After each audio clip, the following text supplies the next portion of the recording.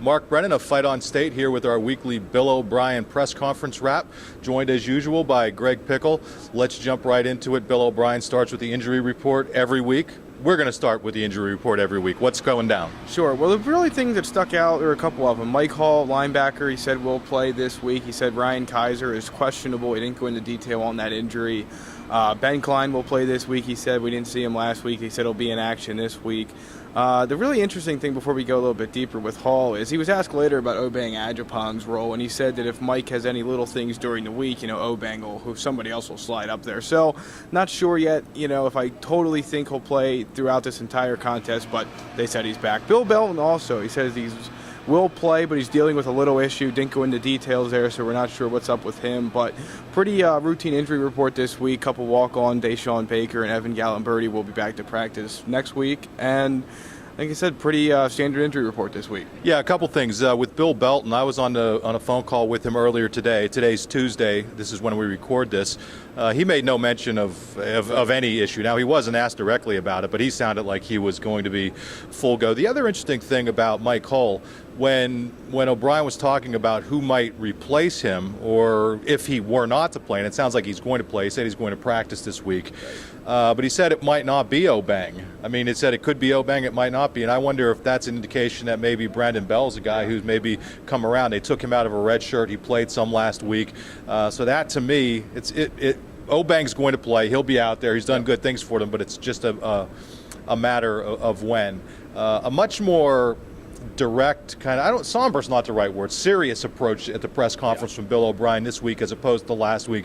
I think going into Eastern Michigan, he realized that was going to be a game that they were going to be able to kind of win handily, and ultimately after some, I don't want to say struggles, but ultimately they did win kind of handily. This week, a much different story. Really good UCF team. We don't know exactly how good because they haven't played the best competition.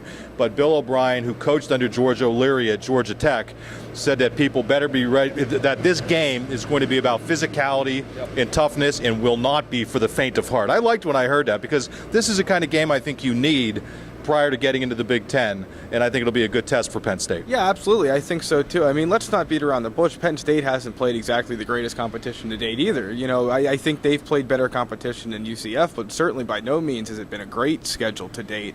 I think we're going to learn a lot about both teams here. We talked about UCF's quarterback and their running back. I mean, this is a team that has a pretty high-powered offense, all things considered, for the school they are. And I think that you're going to see a lot of guys put to the test. And you talk about Brandon Bell, you talk about this linebacker, your corpse. I think that they're going to be put to as much of a test as anybody. Borkin can run. He can get out of the pocket a good bit. Obviously, their running attack is something that they pride themselves on. I think we're going to learn a lot about this Penn State team Saturday, and you'll see our predictions later in the week. But I think it's going to be a close one. Yeah, we're here in the tunnel. You never know who might walk by or go by. Like, is that somebody behind us there? I think that's Donovan Smith, isn't it?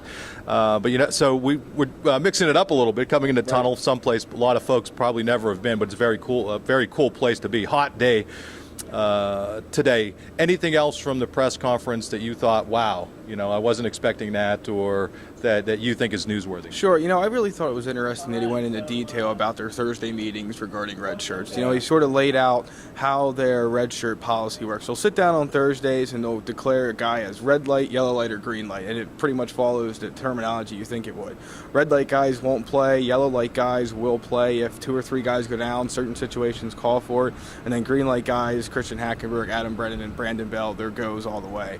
So I thought that was really interesting, but a very just informative press conference from Bill O'Brien today. He talked about Christian Hackenberg and what he does well with play fakes, and he got into a few other details about the NASCAR offense and whatnot. I just think he was very straightforward today. He went into a lot of detail about a lot of answers. Another good press conference. I know we talked last week that last week's may have been one of his better ones, but this one was right up there as well. Yeah, he was not. A lot of people were thought after the Thursday call-in show last week and the post-game show that he was a little snippy with people. I don't know. I mean, I actually like when he gets after it a little bit. He doesn't suffer bad questions very, very well, right, especially when you get into the season. Outside of the season, it's one thing, but when you're in the season, I think he's going to get after you a little bit. But he was much less confrontational about. He wasn't confrontational about anything today. I mean, I figured, you know what, I'll ask him about the 2 for 26 on third down, right, and what are some of the issues maybe leading to that. And the way I phrased it was, is it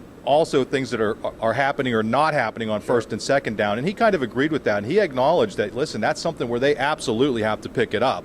You cannot be 2 of 26, but it's execution, it's making mistakes, penalties, those types of things that they're really going to have to tighten up. One other thing of note to me was the fact that he was asked about Christian Hackenberg's arm strength, to what you were saying before, and how, it's kind of a natural thing for him that the kid, you see it, he just has a naturally strong arm. He said he's nowhere near where he's going to be in terms of our arm strength once he's in this strength program for a few years. And I'm thinking, wow, this kid already has a gun. Right. When he gets even stronger, it's going to be something. One thing he did talk about being real natural for Hackenberg is that play action fake, and he really is already very good at it. And that's another area where he's going to improve. And the more you listen to O'Brien, and this is a guy who knows quarterbacks, maybe we're getting too amped up about this too early, but you start wondering how big of an upside Christian Hackenberg has. I almost thought today that after listening to Bill O'Brien that this kid has more of an upside than maybe I did coming into. I mean, O'Brien just broke down everything he's doing now. And, to at least me, you would think that if you had a quarterback that can do what he broke Christian Hackenberg down is doing now, you'd be fine. And then you take into the fact the upside that Mark talked about and what this kid will be able to do in a couple of years once he gets in this system and knows the system better. I mean, think about it.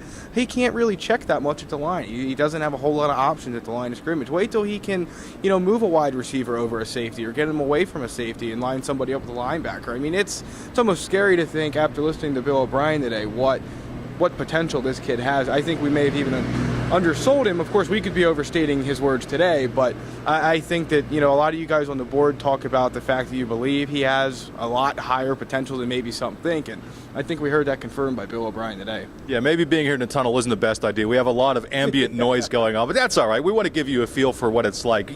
Jumping off of the Hackenberg thing or building off of that, were his comments about Allen Robinson. I mean, this was a guy who was the Big Ten Receiver of the Year last year, and I think that's a great example of somebody who's really good as a young player, but can get even better. And he talked about how he got stronger, he got faster, and how smart of a person he is, football smart and intelligence off the field. I mean, this is a guy who, wow. I mean, the first couple of weeks, if there's a better receiver out there, now I know it wasn't the greatest competition, but, you play a game and a half, and to post the kind of numbers he has been something. And he also talked up Brandon Felder. Yeah, I was going to ask him about that, and I'm glad somebody did, because here's a guy that sort of got lost in the shuffle last year. He was the third leading receiver on this team, and you don't hear much about him. So I think that Brandon Felder is a guy that just sort of flies under the radar. He does his job. He's like a lot of guys on this team that maybe, you hear about the John Urschels, you hear about the Glenn Carsons, the Christian Hackenbergs, the Allen Robinsons, but I think Felder fits into that niche of guys that